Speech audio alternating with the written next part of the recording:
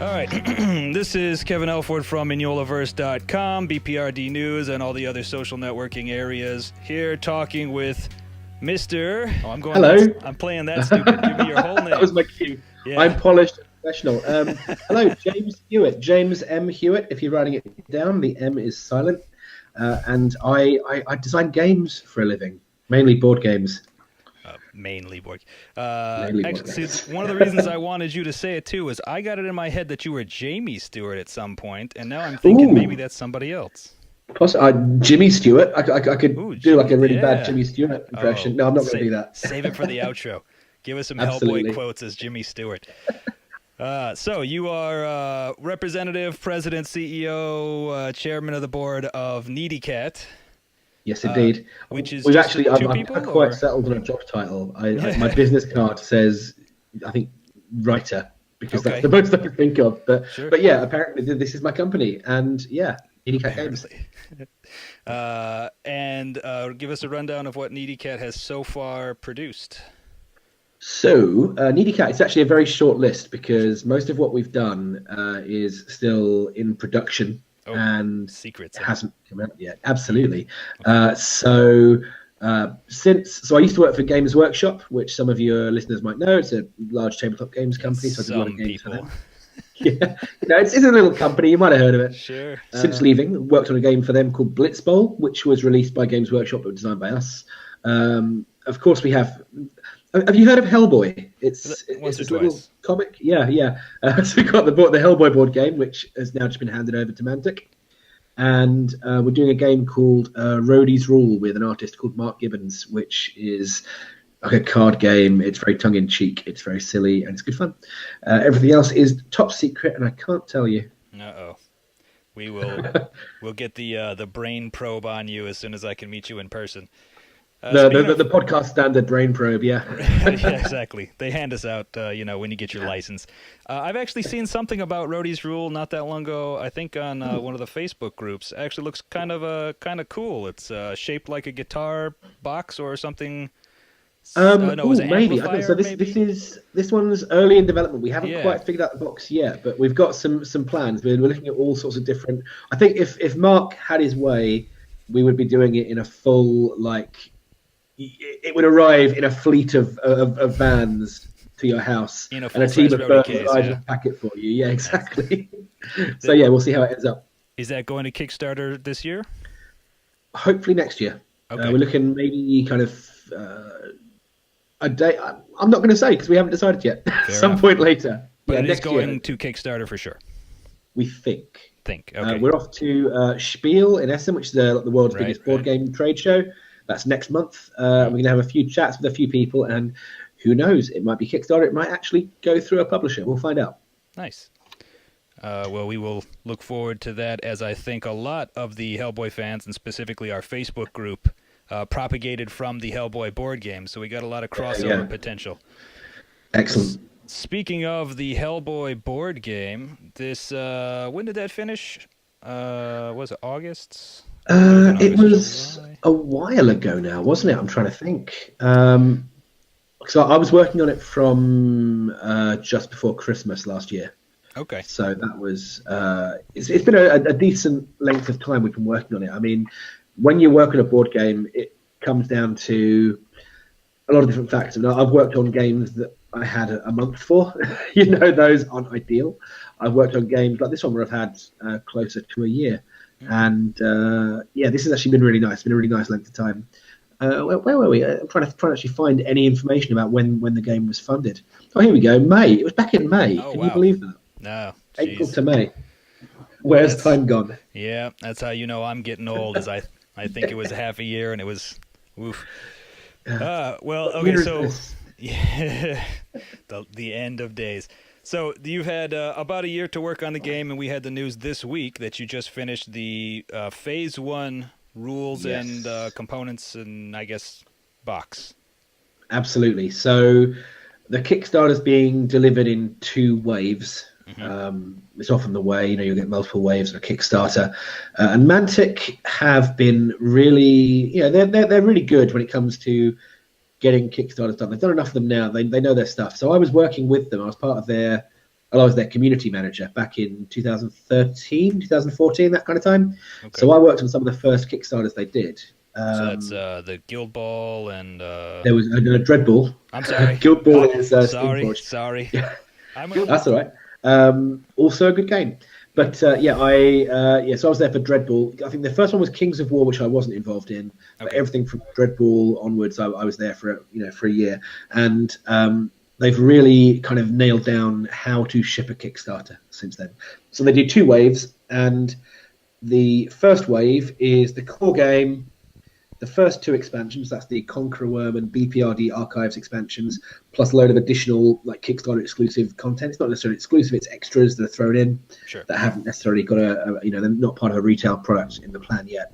And then from now on, we're working on the Wave 2 stuff. So it was really good because the Wave 1 stuff, obviously, we did some planning. We worked to quite a strict schedule because we have to, because, otherwise we would get nothing done.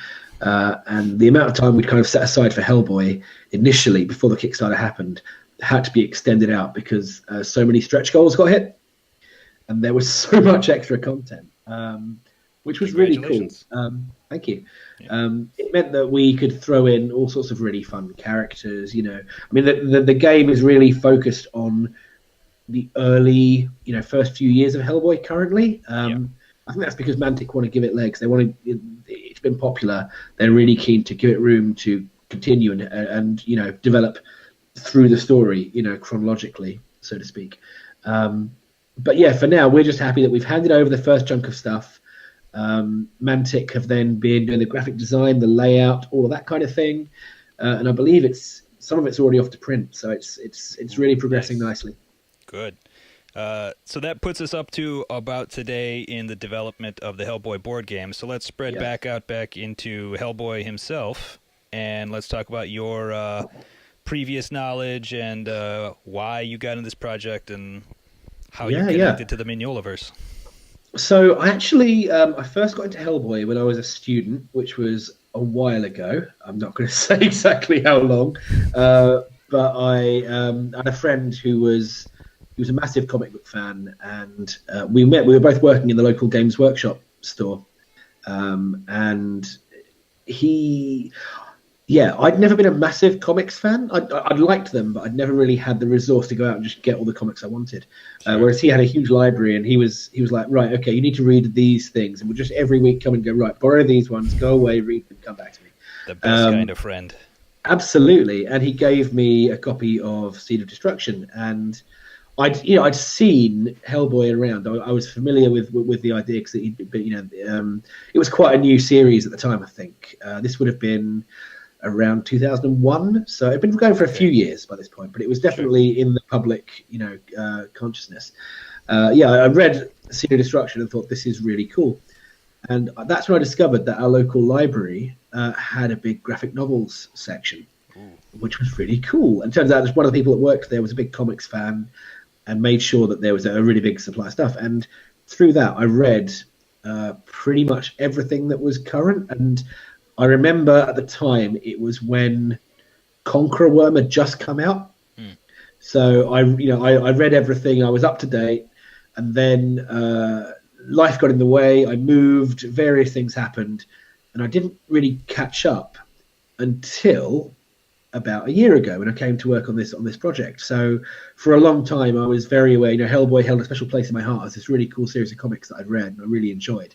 And I'd watched the movies and gone, oh, okay, yeah, they're all right. They kind of missed some of the points of the comic, but they're a decent run.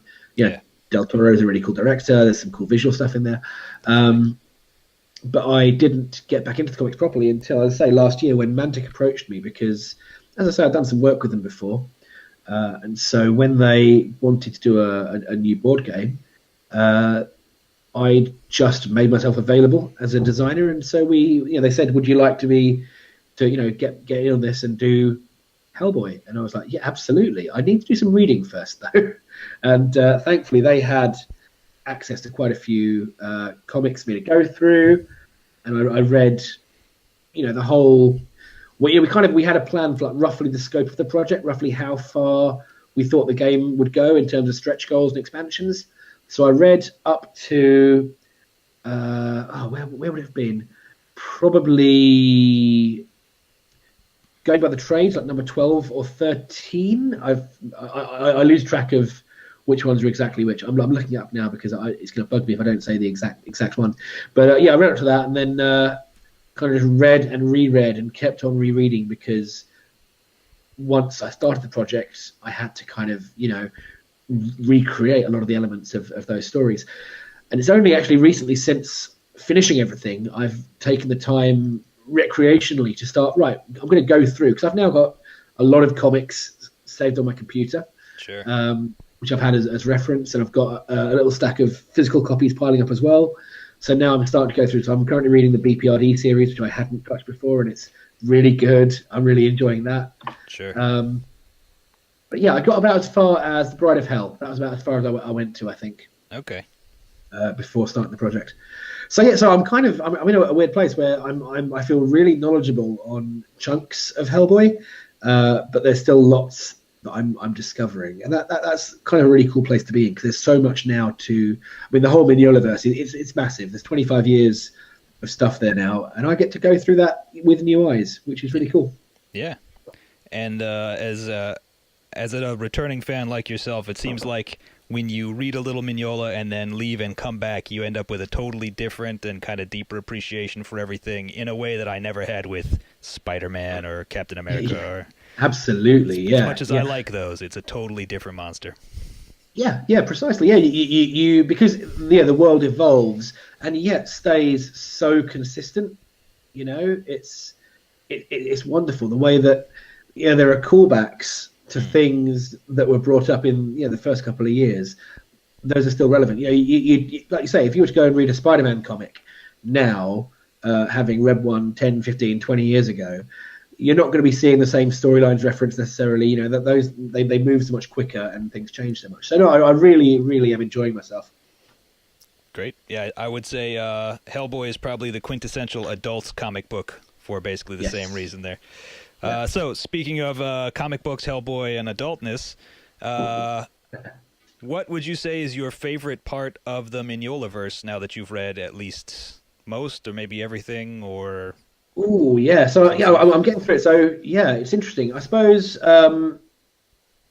I really enjoy when it takes the little trips back to like Lobster Johnson back in the 40s. That because I'm quite a fan of like the pulp comics aesthetic, that whole kind of idea. And I mean, there's only been a couple of things that have come up so far as I've been reading it, but I'm really enjoying it. I want to get onto the full Lobster Johnson series. That's kind of next on my list, really. And I think he's just a fun character. There's something quite archetypal, but at the same time, it's the thing that in my mind Mike Mignola does very well, which is taking a very archetypal concept and twisting it. Yeah. And yeah, I think the Lobster is definitely one which falls in there. So I'm looking forward to digging right into his adventures. So you haven't actually read the Lobster Johnson solo series yet? No, I haven't. No. You're going to get a lot of game content once you start digging in there. There are some very strong characters. Brilliant. And then some really glorious callbacks in the B.P.R.D. Wonderful, yeah. What's nice is, because Mantic have got the license, Dark Horse get on really well with them. As far as I can tell, as long as this game continues to be successful and popular, I imagine, fingers crossed, we'll get to keep on making game content based on all the different comics. So. As a huge board game fan and a slightly more huger Mignolaverse fan, basically all of the questions I want to personally ask you are about upcoming possibilities. But I'm trying to stay in the realm of the interview, so let's continue on with favorite character. Who do you like the best? See, again, it's hard to say. So Lobster Johnson, obviously, as I've said, I really like that aesthetic. But I'm really finding myself enjoying Roger quite a lot. Now, of course, where I am, I'm a short way into the B.P.R.D series, and he's kind of already developing and growing as a character. It's interesting to see that kind of. It's the trope of a newly born personality. He's a character that has come out of nowhere and is learning things, and I imagine. Further down the line, things might change more or not. I don't know. I'm going to avoid some spoilers on that one. Sure. But no, I'm really enjoying that generally the whole interplay between the B.P.R.D members. I love that. I think Mike has this really good way of taking a really extraordinary setting and making you interested in the mundane parts of it. Totally. The way the B.P.R.D functions, the way everyone just gets on, the way they're living their lives as well as going out and dealing with paranormal threats. I think that's a really fun part of it. So yeah, that whole thing, I would say. When you get a little further into B.P.R.D, but guessing where you're at now and trying not to spoil anything, but it feels like the series almost starts to move away from the supernatural people and become more about the regular government agents. So I'm looking forward to that. Yeah, definitely. You're going to get a lot of cool, interesting, but not supernatural folks coming up. Yeah. One of the things we did with the Kickstarter exclusives, or the extras rather, for the Kickstarter, we introduced rules for playing as the backup agents who are in the game as your main party. So currently there are rules for you could play a game with Trevor Broom, Kate Corrigan, Bud Waller, Scott Clark. That's 4 people who, Kate obviously has a bit of something going on later, I'm aware of that, but generally, especially as this is focused on Kate as she is in the early comics, it's a very much B.P.R.D agent, bunch of humans, and you can play that in the game, which I think is really cool. They're much lower powered, so it's a much more challenging game, but there's something cool about that. It seems somewhat impossible to win against something like a Rasputin with a bunch of, Exactly. Yeah, and that was kind of the intention. We wanted to make it feel like you're going to need to do something really clever and spectacular in order to win in that situation, but there needs to be that tiny possibility. Right. But you don't want to make it too easy, otherwise you really undermine the coolness of the main characters, Sure. I'm looking forward to the challenge. Okay, one of my my signature questions here, something that I want to ask every single person in the community, but we're starting with the top here. So, as a major figurehead, do you have a favorite incredibly minor Mignola-verse character? You know what?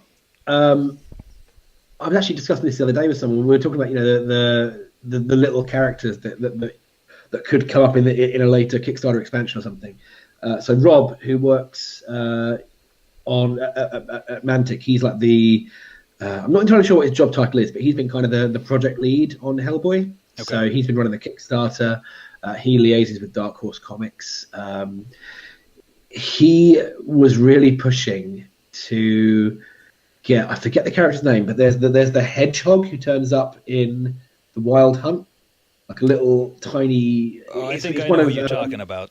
Yeah. That's the Blood Queen. I think Gruagak is there, and the Blood Queen says, I'd be better off with a hedgehog in charge of my armies. And there's the little hedgehog guy with a spear. He gets all excited, Yeah, exactly. Rob wanted to put him in there, so that was that. But I was saying there's a thing in Darkness Calls when Hellboy's fleeing the army of Koshe the Deathless, and he ends up in a house with a little, domovoy, little house spirit, who lives inside the stove and just wants to kind of be left alone. And I just think it's such a fun little character because it's wonderfully kind of mundane little moment within all the action that's happening. It's Hellboy catches a breather, and I think at the end of it, the whole place gets wrecked, and the little house spirit's like, "Come on!" Yeah, that's a very good pick. Yeah, good. What other ones have been picked up in the past? I would know. Any other good minor characters? Do you remember the short story "The Hydra and the Lion"? Hellboy ends up fighting a Hydra. And there's a lion there. The lion is the spirit of Hercules, maybe? Oh, I don't think I've hit that one yet. Well, the lion is previously to being a lion, a small girl who... Okay. Her line is basically, I'm a lion, look, I can prove it. Rah. Sorry, amazing. Just as you're going to take a drink. I've got so much to look forward to, There's so much stuff going on. I want to say that one's in the Short Stories Volume 1 Omnibus, so if you have that... it's in there. It's in the pile, cool, so I'll have a look. That would be a good source for some equipment cards also. There's a lot of named artifacts in there. I think what's interesting is so much of the stuff you can kind of, because so many of the stories are, you can kind of jump in different places. You can kind of jump ahead a lot. There's obviously, there are other stories that have kind of big character moments where things change quite heavily, but there's a lot of stuff you can just kind of jump in, can't you? Which is really nice. Yeah, I think that's probably a byproduct of the short stories being so common and interlaced, but not necessary. Like I think the most famous Hellboy story is the Corpse. Yes, yeah, absolutely. Maybe the most popular, maybe the most famous, but yeah, that story is 100% independent of literally anything else in the series. Yeah. It reads perfectly by itself, and it makes a lot of sense and difference when you get to the Nimue and That's interesting. Yeah, however you say that. Yeah.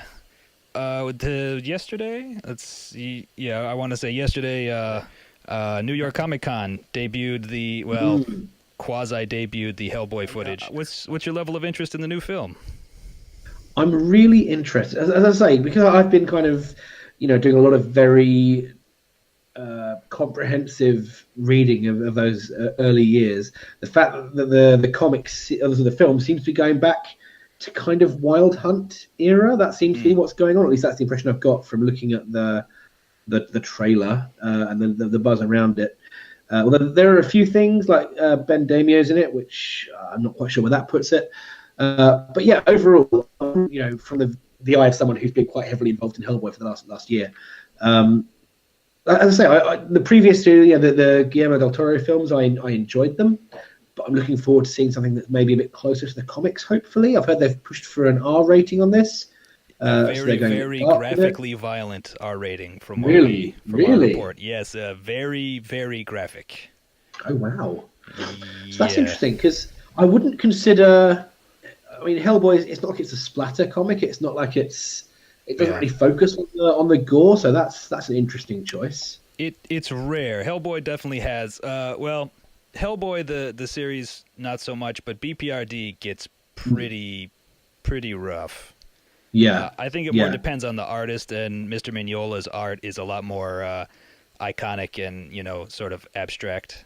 So it's kind of impressionistic, isn't it? You can you're not necessarily looking at horrific gore up close. In some of the, especially the later BPRDs, the Hell on Earth line, there is a lot of very, very, very, very disturbing graphic images. So you'll see. Yeah, I thought it was very interesting that they didn't put the trailer online. I thought that was an interesting move. Yeah, it's got to be. I was sitting there hitting refresh, waiting to see if something would come up, and when they were like, "Oh, we've shown it, put it out there," I was like, oh, "Okay, it's an interesting move," because I think studios have stopped doing that simply because there were so many leaks, right? Of things, and so they would rather put something out that is the final version rather than some guy's shaky video camera footage of it. Oh, I've watched a lot of shaky video cameras in recent years. Yeah, absolutely. So I'll be very interested to see it when it comes out, and I'll have to read your report when it goes up on the site. Hopefully tomorrow should be up, so before this interview ever hits the air. Brilliant. Interesting point about the trailer. Apparently, it's not actually a trailer. It's just sort of a clip down, a little sizzle reel of different scenes. Okay. So they're playing none of their cards other than the characters, really.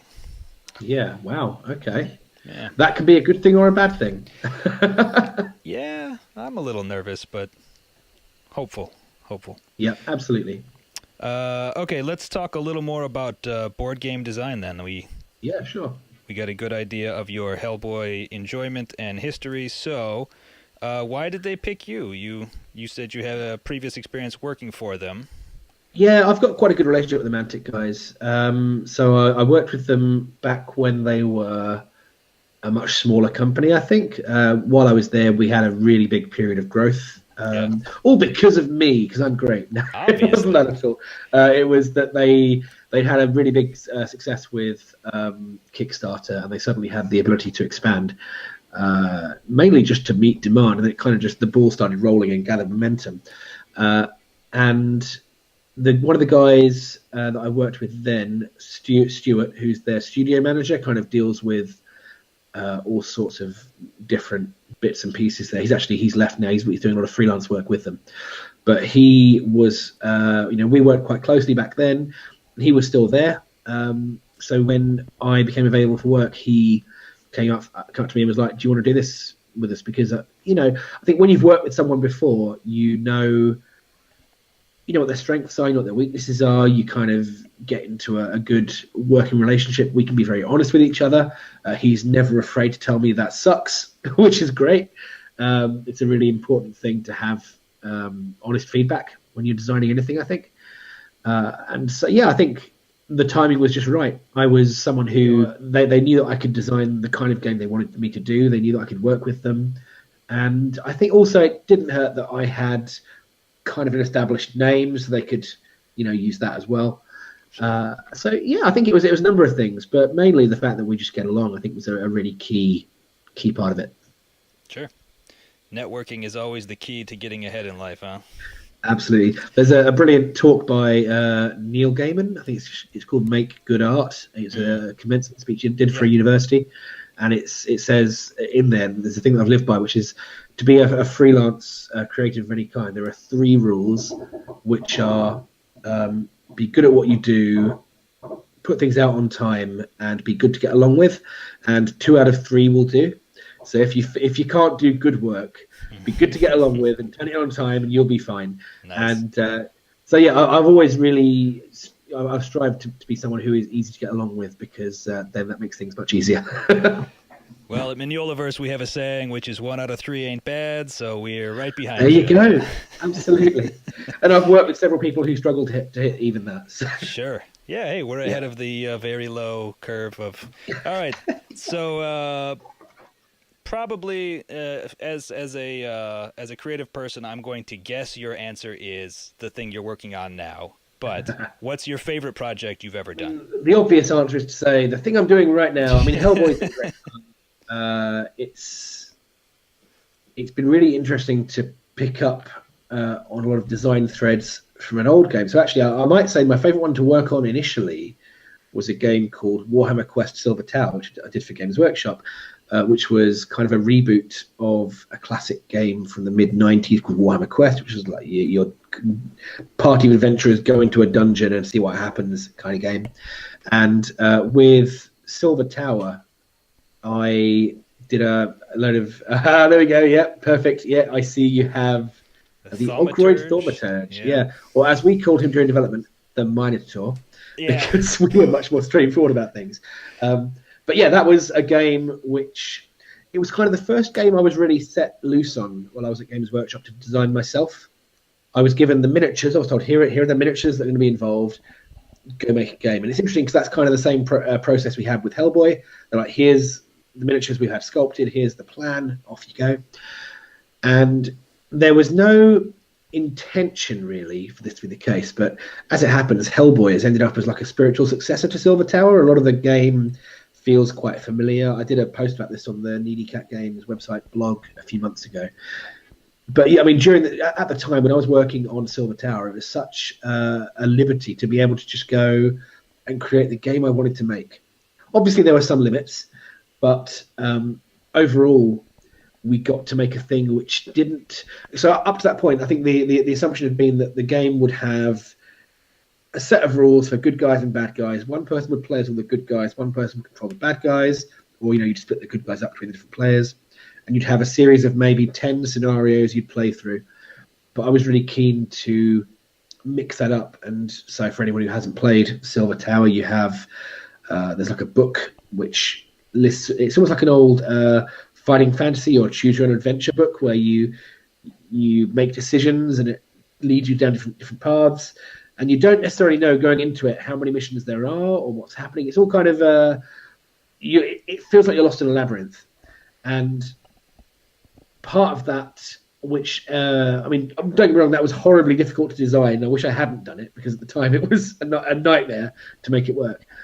But I think it was really cool because it meant people were constantly surprised by the game, and that has kind of led into the case file deck in Hellboy, where initially you have these 6 sealed decks of cards, each of which interacts with the game in a different way and brings different things up. So your 6 core scenarios are each quite unique, and also you can then replay them and they'll be different.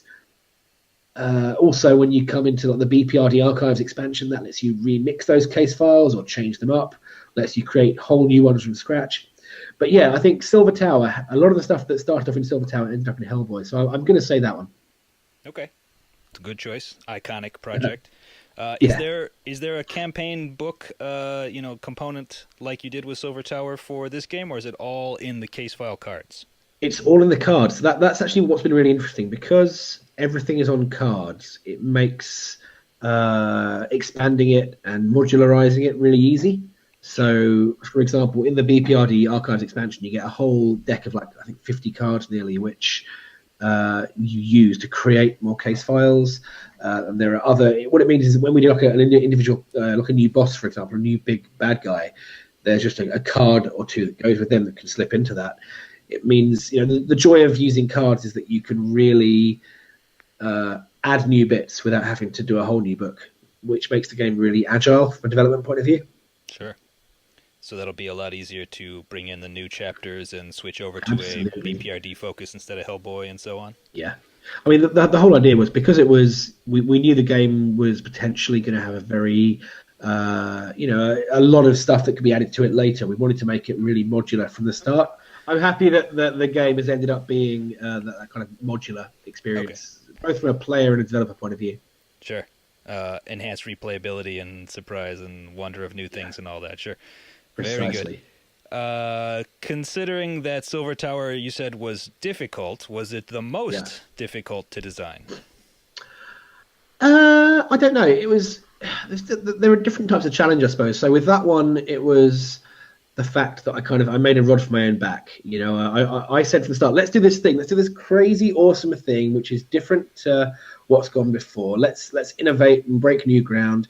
And that wasn't necessarily what was asked for. I think people would have been very happy with something much more straightforward, but I wanted to do something different. So that was kind of my own fault. So even though it was challenging, it never felt difficult because I knew it was my own fault. Whereas just before I left Games Workshop, I did a game called Necromunda, which was a reboot of another Games Workshop game from the 90s, kind of gang warfare skirmish game.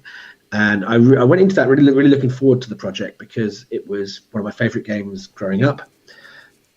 But unfortunately, there were lots of constraints that I had no control over. So it was kind of one of those too many cooks scenarios where there were various different department managers who all had an idea of what the game should be. I had my ideas, but they kind of got left on the wayside.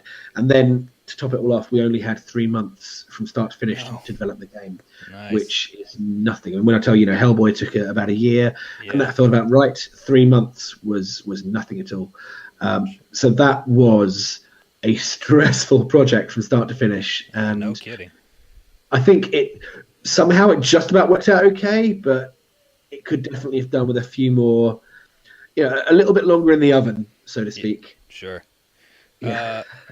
So do you like having a hobby job like this? I mean, you were at least some kind of board gamer before you started. Has it killed your passion, or do you still like gaming? I still like it. I think the benefit of gaming is that it's simultaneously quite a broad subject. So there are so many games that are different to what I've been working on, but also it's quite a personal thing. So it is first and foremost a social hobby. If I was, for example, if my job was painting and I would then go home and paint for fun at the end of the day, maybe I'd feel differently about this. But from my point of view with board games, because mainly for me, certainly it's an excuse to hang out with my friends and play a game. I've never felt, I'm sick of board games. That's never happened to me yet, which is good. Actually, one of the hardest parts is trying to remember that it is a hobby as well, because if I have some people coming over, it's very tempting to go, oh cool, got some friends, we can play test a game that I'm working on, or we can get a couple of rounds of this out, and actually no, just go play again, go just be a civilian, go and just have some fun, which I think is actually really important, especially whenever you do a hobby as a job. You have to remember to keep looking around, because I think one of the big important things when you are a game designer is to play lots of games. In the same way, if you're an author, the important thing to do is go and read lots of books. You need to kind of build up a good vocabulary of what's out there and what different mechanics there are. But yeah, I do tend to find myself I will enjoy playing games that are more different to what I'm working on. So currently, I'm doing quite a few very thematic, miniature heavy games. So I'm playing quite a lot of like Euro games, like lots of little wooden components and abstract scoring systems and that kind of thing. Sure. And I think what comes out of that is you start thinking, oh, there are interesting ways to mix these things, or I'll borrow some components from those and put them into these games. So yeah, I think it's definitely important to remember that you have to keep your job and your hobby as two separate things, even if your job is basically your hobby. I also keep trying to find other hobbies, but I never have time for them. So, man, I feel that. Yeah. Well, you got a company to run and everything now. That's it. I've got a company to run. I've got nearly 3-year-old daughter, which I'm sure you feel my pain. A 3-year-old son screaming downstairs right now. Yep. The joys of getting old and being a bearded. Okay, so let's talk more about the Hellboy board game now going forward. Yeah, sure. Although I got to say the life job advice thing would have been a perfect place to end an interview. Now, sadly, I have to double back and say, who was the first character that you added? So obviously Hellboy was going to be there, probably Liz and Abe also, but who's the first person you put into the game? I actually didn't get any say in that. As I say, because Mantic, they designed the models, and because the sculpting of models takes quite a lot of time, the lead time for Kickstarter means that they started working on all the things like that way before I started working on the rules. Right. And even if that hadn't been the case, at the end of the day, they're the client. They tell me what to do. They tell me how high to jump, and I just I go and do that. So yeah, so I didn't really get much of a say, even in which characters appear where. So I just kind of did what I was told. What was really fun, actually, to be fair, though, to give like a related anecdote, was when we first added new characters to the game. So we had the first 4. We had Liz, Hellboy, Abe, and Johan, who are your core 4 in the board game. Even though, of course, having Hellboy and Johan on the same team is a bit weird. That actually that came from Mike himself. Apparently, the original plan was to have who was it? It might have been Kate Corrigan as the 4th character, but then direct point of feedback from Mike Mignola was no, put Johan in. It doesn't work with the comics, but it's cooler. It's like, yeah, okay, cool, I like that. But yeah, when we first, because we played with those 4 characters for a long time to get the balance right, to make them all feel different and unique. When we first added in the Conqueror Worm expansion, where you've got Lobster Johnson and Roger, that was really fun because it brought a whole new set of challenges and interesting decisions to the game, and they played really well straight out of the gate. I think by then we knew what makes it a good character. Sure. And then, I mean, from there we've added so many more through the other expansions. So the one that's going to be interesting is the Hellboy in Mexico expansion. Sure. There are 4 agents in there. You got Luchador Hellboy, and then the 3 the Luchadors who goes hunting vampires with. Esteban and his 2 brothers who currently don't have names. And we have to make them into characters. Yeah, it went badly. What's interesting is trying to think of a way to make those 3 interesting, unique characters when they're not really very fleshed out, apart from the fact they are all luchadors. But we're outsourcing that one to a guy we know he's a talented designer. We're so busy, we're just giving him an expansion to work with. We're going to see what he does. It's all going to go through us still. Cool. We're still having oversight. But his plan is to he's been watching loads of luchador movies. Nice. And he says that there are definitely luchador tropes. Like if you're a luchador, you'll be one of the various types of luchador. So he's going to kind of build it around that. So yeah, there you go. There's a very circumspect, roundabout answer to your question. Open up a whole new can of Conqueror worms on that one too. Absolutely. So you didn't get to pick any of the characters, which means you didn't pick Henry Hood to be. I did not know. That's such a weird choice. It's an interesting one, isn't it? Yeah. He's got like 3 lines, and then I think a 2 or 3 page short story to go along with it. Yep. I won't lie. There have been a few situations where a character comes in and we've got to do rules for it, and we're like, ooh, we're drawing on some very, very, very thin material here. Yeah. So, for example, doing the rules for agents Clark and Waller. Sure. as full agents. I mean, as a backup agent, you can kind of, you can give them a little tiny role, but when they're a full agent, Sure. you kind of end up looking at the sort of the tropes. What kind of character is this? What sort of thing are they likely to be able to do? Which always feels a little bit shakier than when you can go, right, in the comics they do exactly this, so we can build something around that. But yeah, Henry Hood's, we haven't done him yet, so that'll be a fun one when we come to it. Okay. Looking forward to see what happens. Could be anything. Maybe he turns into a dragon. I don't know. Who knows? Iron Shoes also strikes me as a pretty, he jumps and kicks, we will assume, but I guess he's not a playable character, so that's a little different. He's a bad guy, and he's a pretty one-note bad guy, but that's fine. He turns up and he jumps on people, as you say. That's pretty much what happens. So he might be like an interrupt event kind of thing. That's interesting. That's exactly how he comes in. He comes into the deck of doom, lands on the lead agent's head, and then tries to run away, basically. Well, you are clearly much better at game design than me, because I had not thought of that. There we go. Okay, who is the hardest character to design? Yeah, the characters that have, that appear very briefly. Okay, you know what? The evil turkey. The evil turkey has got to be one of the toughest ones because, looking into the background of it, there was apparently there is a particular idea in some Mexican folklore of vampiric turkeys, and that's kind of where that came from, according to Mike's notes in one of the comics. But it literally turns up, looks threatening, and then heralds some doom. Sure. But we wanted it to have a cool set of rules because it was so popular in the campaign. People were shouting out for the evil turkey. Sure. Apparently, Dark Horse had more feedback on the miniature of the evil turkey than on most other things because it was a favorite in the office as well. They're like, the little dangly part in the throat needs to be on the other side of it, or whatever it was. Wow. But yeah, so that took a while to get right. But I think we worked something out. I won't spoil it. Sure. When people get the game, they can see what it does. But it does include one of the best pun rule names because I'm a fan of a rule name that can be a pun.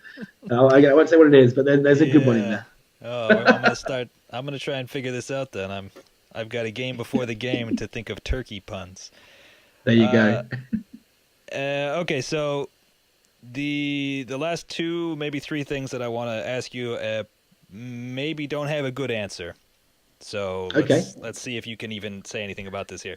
So you've mentioned you want to go forward and make some continuing advancing content later on. Yeah. I'm guessing because you're still designing this, you probably haven't designed anything or really thought through, but is there anything particular you really want to include in the next expansion or release? Ooh. Well, I think there's some really fertile ground. There are a few things that it would be really cool to do. So, we didn't reach the wild hunt in the stretch goals, but that straight away, you've got so much stuff in there that could be done. You've got there's the whole thing with the giants. How cool would that be? A load of giants, on the board. Sure. You've got the wild hunt itself. Promise me that you do the head of the hunt with the big deer with the huge stag. Yeah, absolutely. Must have a miniature of that. That's an absolute How necessity. cool would that be? Absolutely. Yeah. And then things like when Hellboy ends up in hell, there's a whole load of stuff there that could very easily be picked up.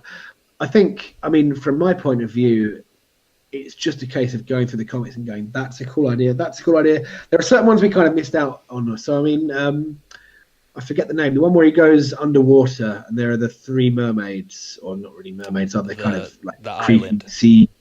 Is it the island? Yeah. Actually, maybe it's the one after. The island, I think, is the collection name. Maybe that particular. It's the one where he gets the nail in his head, which lets him. Yeah.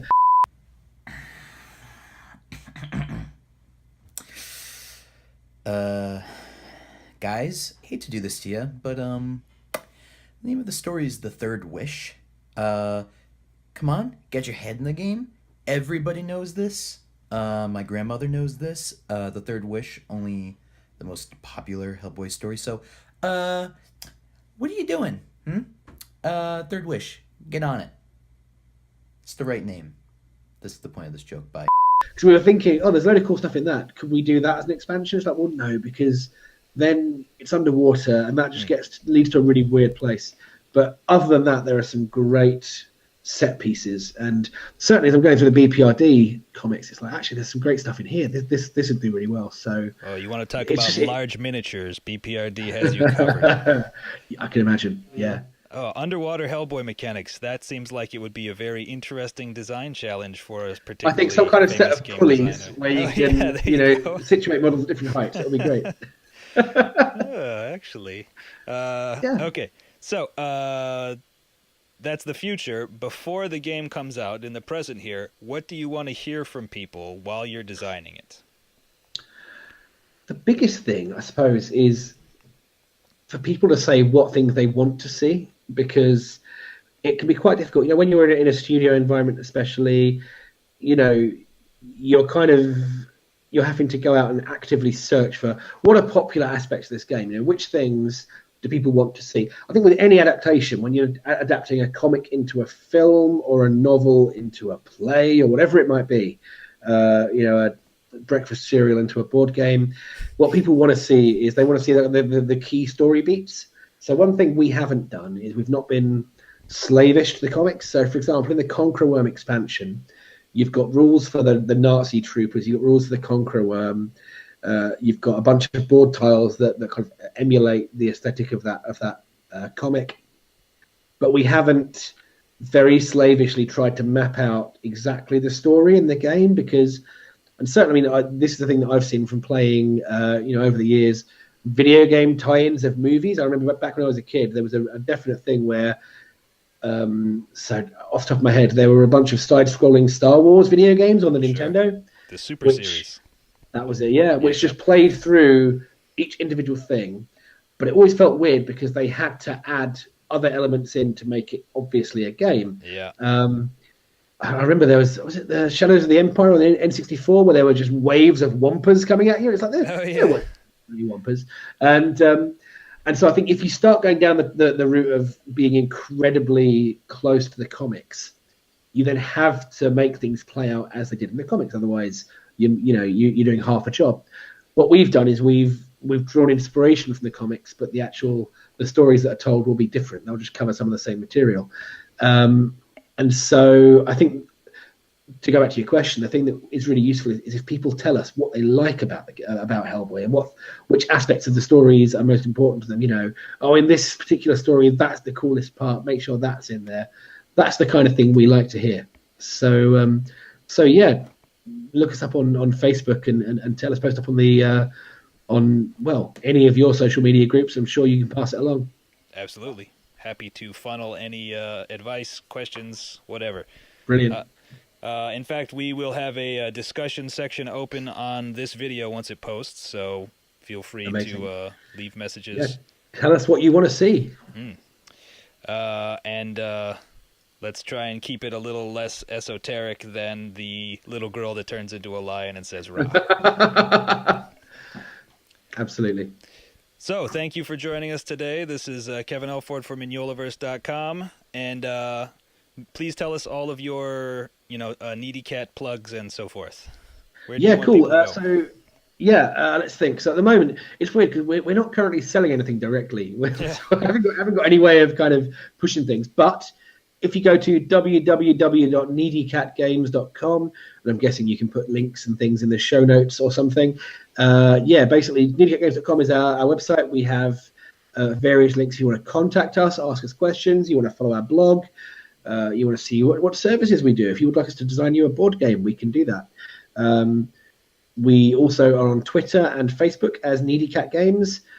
And we're going to be at Spiel in Essen later on this month. So if this goes out before that goes out and you're going to be there, come find us. It's a big place. But if you see me, I stand out because I'm a slightly overweight guy with no hair and a beard. So in the board games world, I look completely unique, honest. But yeah, if you do spot us, come and say hi.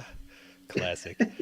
Absolutely. Thank you for joining us today, and hey, let's do this again when you're done with Wave 2 or something like that. Definitely, yeah, let's do that. Oh, I almost forgot. James, please give a shout out to Bear Black on the B.P.R.D. News Network, who has been evangelizing and He's been playtesting with us actually as well. Yes. Been really, really handy. He's been coming along and really helping out. Every time we've had a playtest, he's been like straight there, and he's been really, really cool. So yeah, Bear, thank you for your help. Yeah, this one's for you, Bear. All right, everybody have a nice day. Thank you for joining us on Mignolaverse.com.